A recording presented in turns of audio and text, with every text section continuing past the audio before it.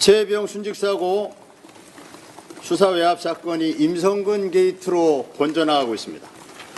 대통령이 경무했다는 7월 31일 이종섭 장관은 대통령실로부터 전화를 받고 김계환 해병대 사령관에게 전화해서 경찰 이첩 보류 지시, 언론 브리핑 취소 지시를 합니다. 여기까지는 1차 수사 외압입니다. 문제는 그 다음부터인데요. 여기서부터 임성근 게이트의 꼬리가 드러나기 시작합니다. 이 장관은 굳이 몇 분 뒤에 김 사령관에게 다시 전화해서 임 사단장을 정상 출근하게 하라. 임 사단장은 사실 그때 직무 배제되고 전역을 준비하고 있었던 상황입니다. 우즈벡 출장이 해외 출장이 임박한 시점에서도 급히 진행된 현안회의에서 장관은 임 전 사단장을 챙깁니다. 정종범 해병대 부사령관은 국방부 박 보좌관으로부터 1사단장에 대해서 내일부터 정상 출근이라는 전화를 또 받습니다. 윤 대통령이 개인 전화로 이 장관과 통화한 8월 2일 날 박 부장관은 김 사령관에게 1사단장은 직무 수행 중이지요 라는 텔레그램 메시지를 보냅니다. 이 장관이 대통령실에서 온 전화를 받거나 대통령과 통화한 다음에는 항상 임성근 사단장을 특별히 챙깁니다. 공수처는 올 1월 임 사단장의 휴대전화를 확보한 것으로 알려지고 있습니다. 공수처는 이 장관이 임성근 사단장을 왜 그렇게 살뜰히 챙겼는지, 그 이유가 무엇인지 이걸 밝혀야 합니다.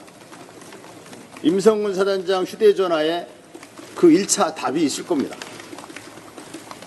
임성근 사단장과 연결된 사람이 누구냐에 따라서 임성근 게이트는 박근혜 최순실 게이트처럼 누군가의 이름이 더 붙을 수 있습니다.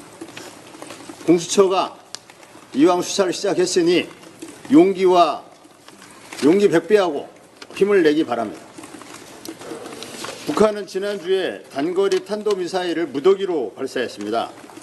서해 북방 한계선 일대 GPS 전파교란 공격을 감행했고 주말까지 900여 개에 달하는 오물 풍선을 날렸습니다.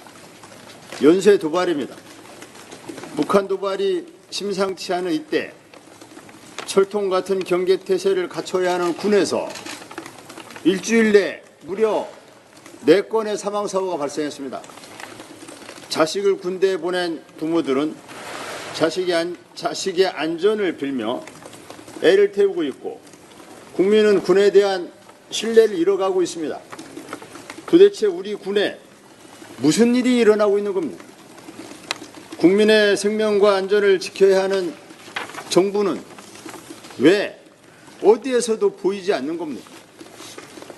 몰상식한 명령으로 부하를 죽음으로 몰아놓고도 무책임으로 일관하는 지휘관, 이를 비호하는 군 통수권자, 거짓말 해서라도 군 통수권자를 보호하려고 하는 국방장관, 국민이 우리 군을 믿을 수 있겠습니까?